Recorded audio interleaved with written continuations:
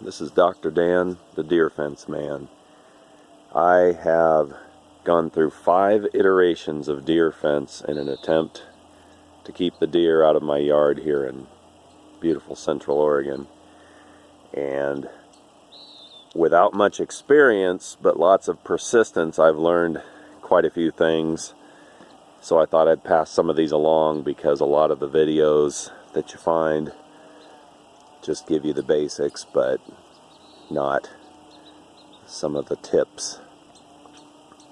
So the first thing that I tried, based on, again, some YouTube videos, was fishing line.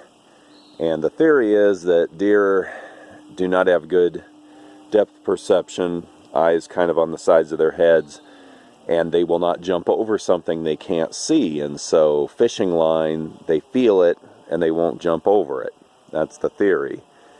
And what we found here at Sisters is that they went right through fishing line without even a moment's hesitation. However, at the coast, where there's much more to eat and it's much more lush, the fishing line actually works.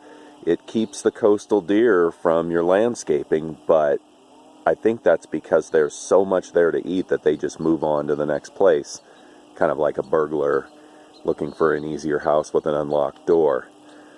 So the fishing line was a complete failure here in Central Oregon. The second iteration was electric fence. And again, what I read, looking for something that was low profile, is that if you set up 2 electric fences about 4 to 5 feet apart in parallel and only, 3.5 to 4 feet tall, that the deer won't jump them because, again, of their poor depth perception. They don't know how far apart they really are and how far it is to land. They can obviously easily jump over one of them, but it's the second one that's supposed to deter them. And again, that was a complete failure. They sailed over that here in Central Oregon with just no problem at all. So then I went out and bought 8-foot T-posts, and we tried a 7-foot electric fence.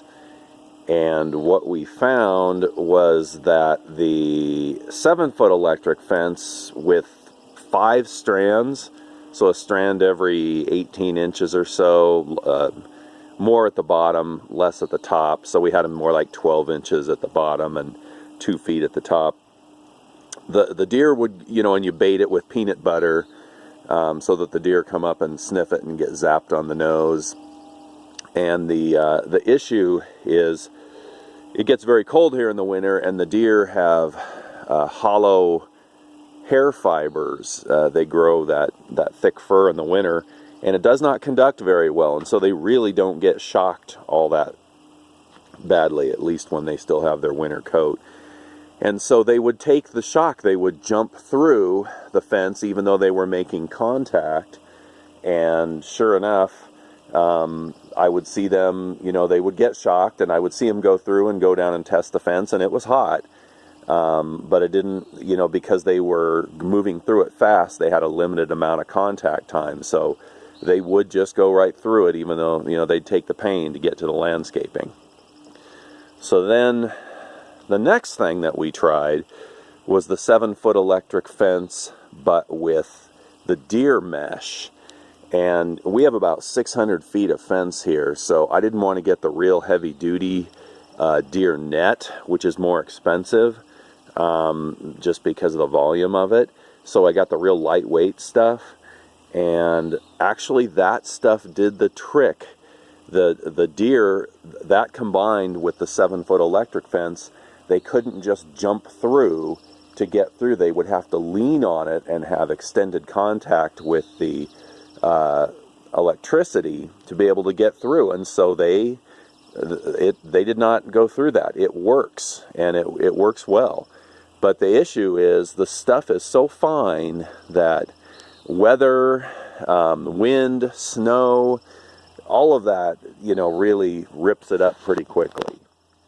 And so it was a maintenance issue. Every time we came over, we had to get out, rewalk the fence, fix things that the weather had done to it, but it kept the deer out.